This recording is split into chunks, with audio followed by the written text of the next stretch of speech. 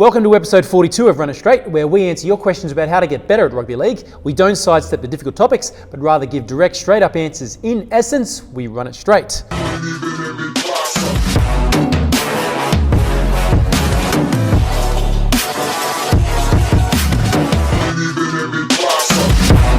All right, let's jump into our first question, which is from one of our online boys.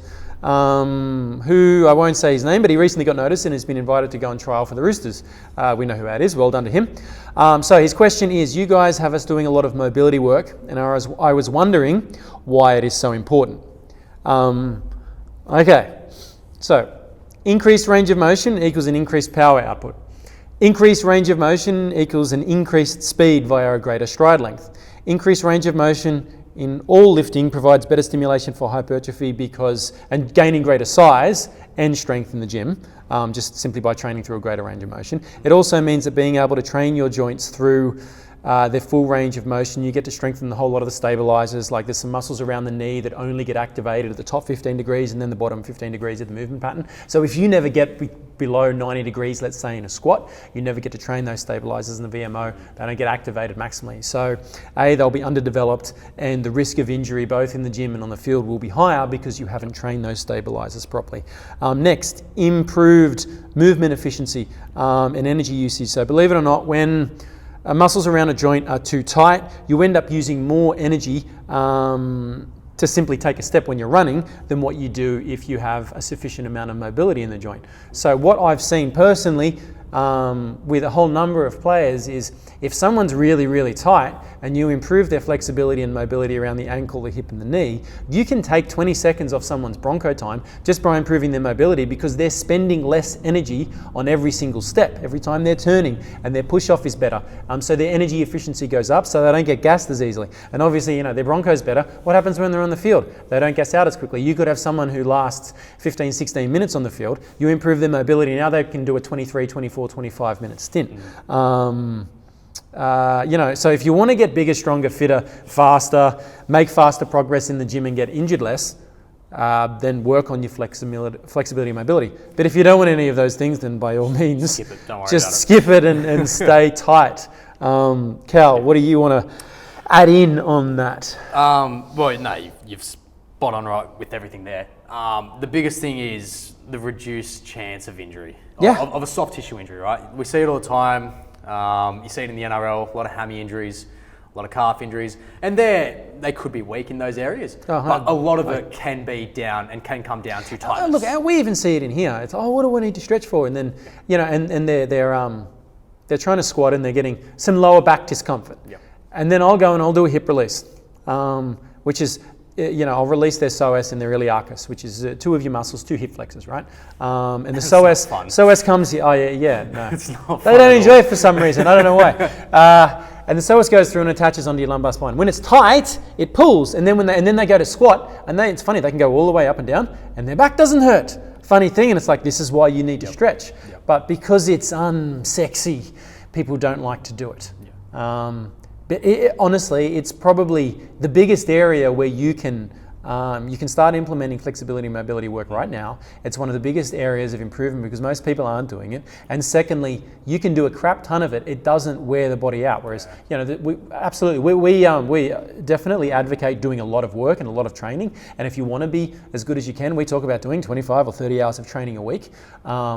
But this is something where you can do an hour and a half, 2 hours a day, 7 days a week, and it's not going to put a particular training load on the body. So this is a massive advantage that you can be doing it. If you're still determined to waste time on your phone, even though I've told you a million times not to do it, you can waste time on your phone while you're doing your mobility work. Yep. You can watch Netflix or whatever it is that you're watching while you're doing your flexibility and mobility work. On the weekends, if you're going to watch a game on a Thursday and then 2 games on a Friday and then 3 games on a Saturday, if you've got Fox Sports or KO or whatever it is, get your foam roller out, get your massage ball, your peanut ball, get a stopwatch, do all of your stretching, do all of your flexibility and mobility. Don't just sit on the couch. That's not how you get better. This is how you get better. Yeah.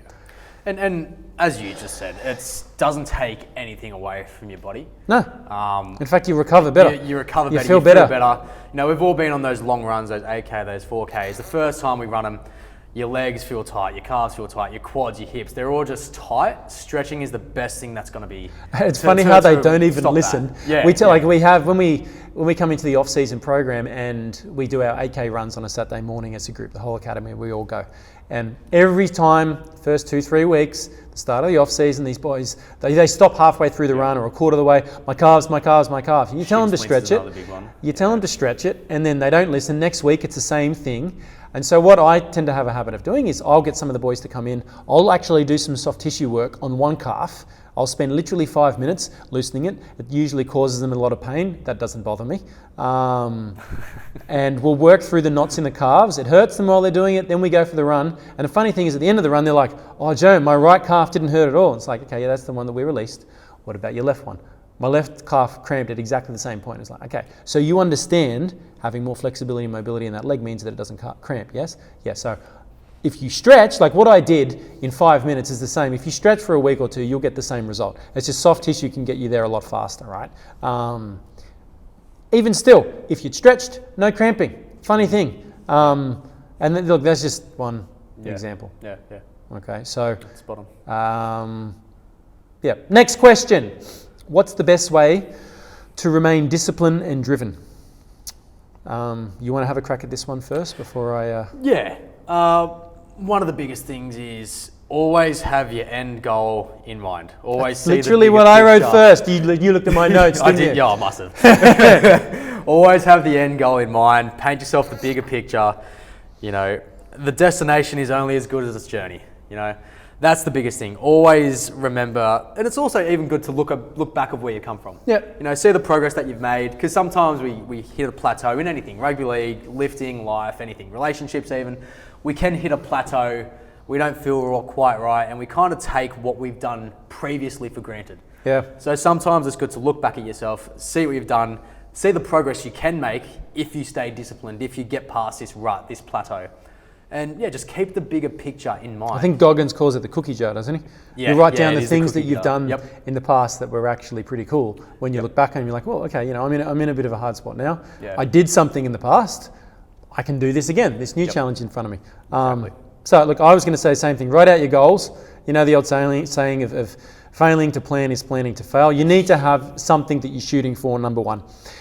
Number two, the next biggest thing is if you want to become more disciplined and you want to be more driven, is it's not quite what you think it is. You need to look at the habits that you need to build to get yourself towards those particular goals, and then you need to work towards putting practices or systems in place to develop those particular habits. So disciplined people they're often not as disciplined as what you think, in the sense that it's not that they've got this amazing willpower. They know what their limitations and their weaknesses are, and they've set their lives up in such a way as to create more friction around the things that they don't want to do and less friction around the things that they do want to do to achieve their goals. So, you know, let's say that your goal is to lower your body fat, you're at 25% and you want to get it down to 18%.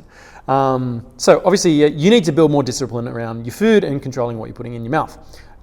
So rather than saying, which a lot of people, I'm going to be better, which is useless. I'm going to get willpower, you know, I'm just going to get more motivated. That's not going to help you to not eat junk. You need to take steps so that willpower isn't even required. So the steps are, you don't have the junk food in the house. You don't have the chocolate or the biscuits or the chips, juice, soft drink, whatever it is. If it's not in the house, you don't need willpower to not eat it. Because you go and you open the fridge, there's nothing there. All right, well, what is there? There's an apple. Okay, I'll have that instead. Yeah. So start building habits. And that habit would be, you know, there's a lot of bodybuilders who get into really good shape. And some of those guys can eat really, really bad. But when they're trying to get in shape for a comp and they're trying to get lean, they just don't have that food in the house. Or they might buy 7 of these half-size bars, which they know they can have 1 per day. And that's the next thing that I was going to get to, is you need to plan out exactly what you will eat. So rather than, I'm just not going to eat garbage anymore, that doesn't work unless you fill it with something else. What am I going to, okay, what does my first meal of the day look like? Okay, breakfast is going to be 2 pieces of toast and a protein shake. And so when you get up in the morning, you're not opening the fridge, looking in the pantry, what am I going to have? What do I feel like? No, I'm having 2 pieces of toast, and I'm having a protein shake. And then what snack have I got? And then what have I got for lunch? And you plan all of that out for each day and then across the whole week. So you've got a plan in place, you know what you're going to. People, when they haven't got that plan, when they go off the plan, which often happens, this is why people's diet's usually worse on the weekend because they haven't planned it out as well. True? Yes, Anyone who's trying to get lean, we've trained that many people that they're really good Monday to Friday, and then Friday night through to Sunday night is just garbage, and they go backwards. So it's not about willpower, it's not about getting more motivated and driven, it's about when you're in those motivated and driven states, use that time to, okay, here's the plan. What are the things that I need to be doing? How can I make it easier to do those things? For instance, if you need to get up early to train in the morning, if you go and you lay out exactly all of your clothes right there, so you know, your shorts, your socks, your shoes, your jacket, whatever it is that you're going to be wearing when you train, if the first thing you do when you wake up and you sit up in your bed is that's right there, okay, you just put it on, you're good to go. Whereas if you've got to go to the cupboard and every single step between where you are and where you need to be is an opportunity for that coward to say, oh, it's cold outside, you're a bit tired, you had a little bit of a sniffle yesterday, I think you're a bit overtrained, or you know what, you should have a look on your phone because you posted a story up on Instagram, you should see who liked it. All of those things that just get in the way, which is what happens, right? Rather than if you got your clothes, you get up, you put the clothes on, and you could have your phone there, and you might have, it could be a podcast or a YouTube video to listen to straight away, and you pop it in, put your headphones in, and you're listening to, you know, Goggins or Tim Grover or whatever happens to do it for you, Eric Thomas, Tony Robbins, who knows. But you put that in and straight away it's just reinforcing those behaviors. Next thing that I would be doing, I'd be tracking my food on MyFitnessPal. Again, it's a habit that reinforces the previous two behaviors and it's going to be giving you daily feedback. So set your goals, number one. Then look at, okay, what habits do I need to encourage in myself? And then what habits do I need to, what's the opposite of encourage? What habits do I need to get rid of? Yeah. What are the negative traits, negative habits that I have that I need to get rid of? And then what can I do to make the things I want to do easier, reduce friction, like putting the shoes there, like having your meal laid out with, you know that you're going to get your protein, you've already put the scoop in the shake, so the next morning you go up, you just put water in it and you drink it. And then those bad habits, okay, I'm not going to have this food in the house, I'm not going to have this food in the house. That way I can't binge on those particular things. Now, when it comes to becoming more driven and improving your attitude, I actually think that's pretty easy. Hands down, every single person that we've gotten to listen to Can't Hurt Me by David Goggins, they, like the next 2, 3, 4, 5 weeks is like the most productive 2, 3, 4, 5 weeks of their entire life. They get so driven. Now, it doesn't last that long, but you know what, neither does having a shower, which is why you do it every day, right? So what you need to do is attitude is something which is contagious.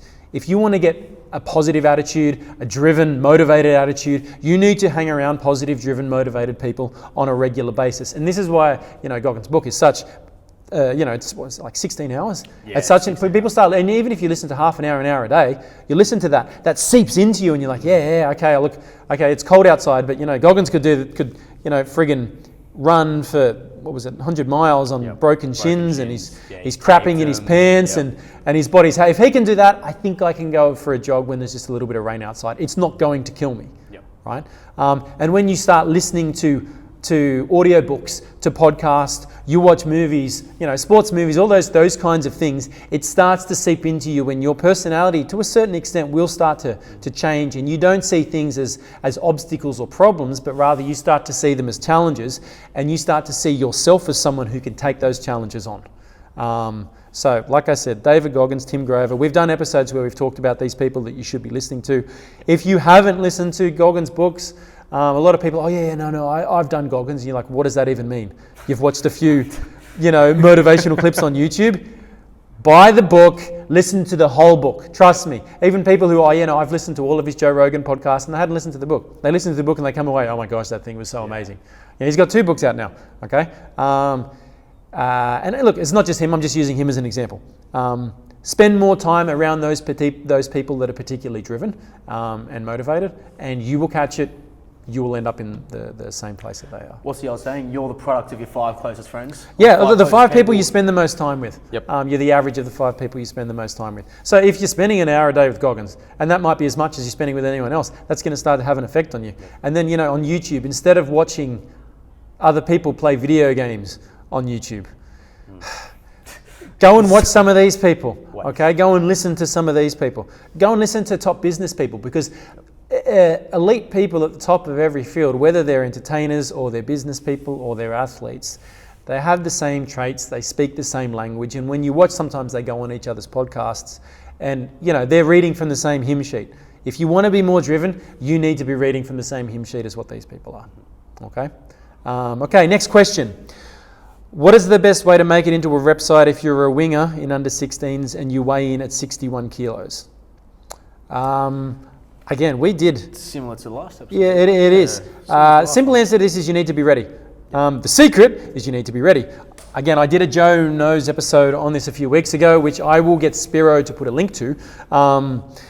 But if you want to make reps, start putting 25 to 30 hours a week of training in per week. Get yourself as big, strong, lean, fit, and skillful as you possibly can. And then just keep working on that and give it time. Yep. Like, everyone's always looking for a hack. Like, what's the secret? You know, do I need to wear bright boots? You know what? Wearing bright boots might help. Yeah. I know.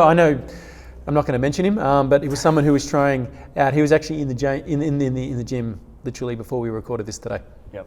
We were spotting him over there. Yeah. Yeah. And he wore bright boots at a trial, and he stood out. Now, it helped. It helped that he made 3 line breaks and scored 2 tries, and he played like an absolute psycho, and I mean that in the best possible way. Yeah. But he had bright boots, which stood out on the field. Some people dye their hair. That does stand out. It helps. When someone's 6'6", it stands out. It helps. But trust me, none of those things are going to help. That wouldn't have helped him one iota if he wasn't ready to play on that field.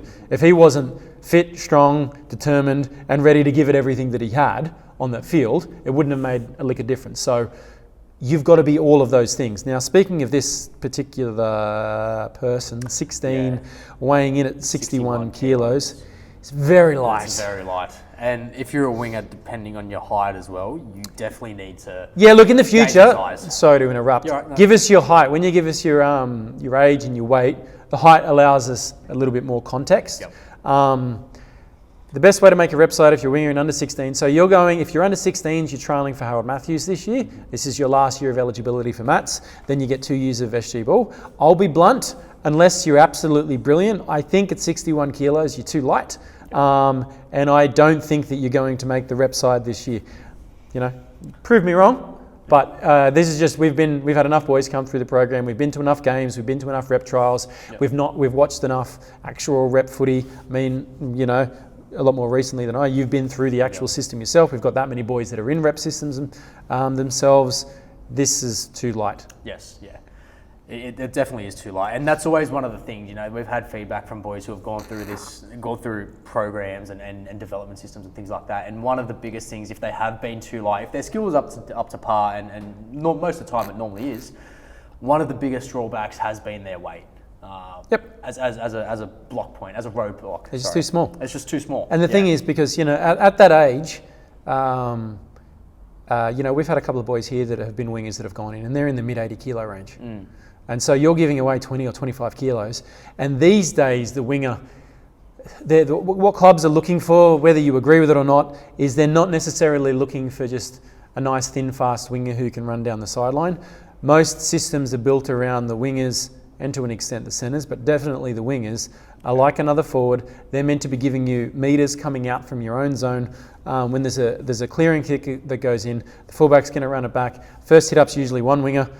Second hit-up's usually the other winger. So by the third tackle, you've had the back 3 taking their metres. And if you're coming in at 61 kilos, at Harold Matt's level, there's going to be some front rowers that are going to be 100 or 110 kilos, and you're going to be getting pumped. Yeah, you get man. And that's what the coaches are looking at. They're looking at someone who can bring them out of those areas. Doesn't mean that you need to be 90 kilos, but maybe you're fast, maybe you're skillful, tough, tenacious, all of those things. But I still think you're at least 10 to 12 kilos too light. On the low end as well. And that's on the low end. So like I'm saying, if you're really light and quick, maybe you can get away with it at 73, 74, 75 kilos. Anything else to add on that one?